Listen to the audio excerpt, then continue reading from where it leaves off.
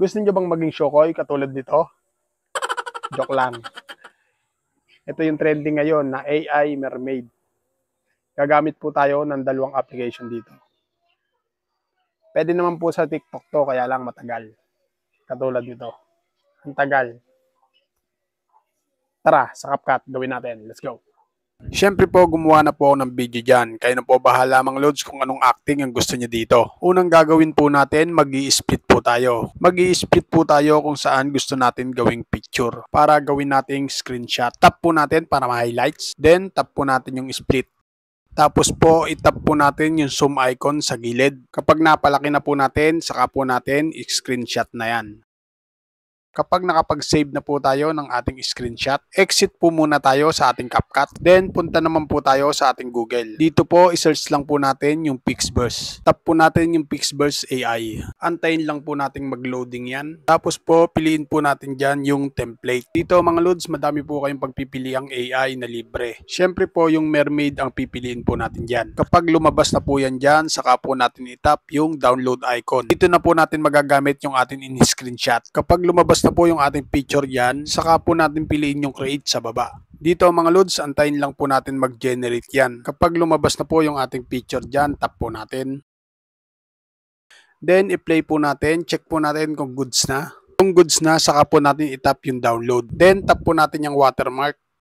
Pag nag-download na po yan, lalabas po yung ating file sa baba. Dito po, i-check po natin kung nag-download na ba yung ating in-export. Yan, nasa gallery na po natin yan.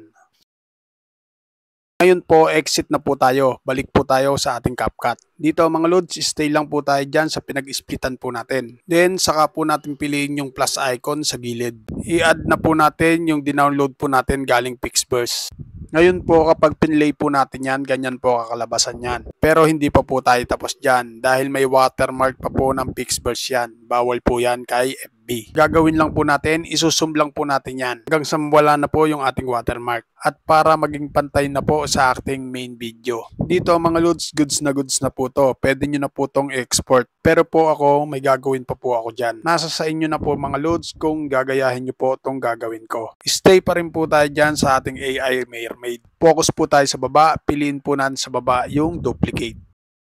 Kapag may duplicate na po tayo, stay pa rin po tayo dyan. Tapos po, piliin po natin sa baba yung reverse. Antayin lang po natin mag-reverse yan.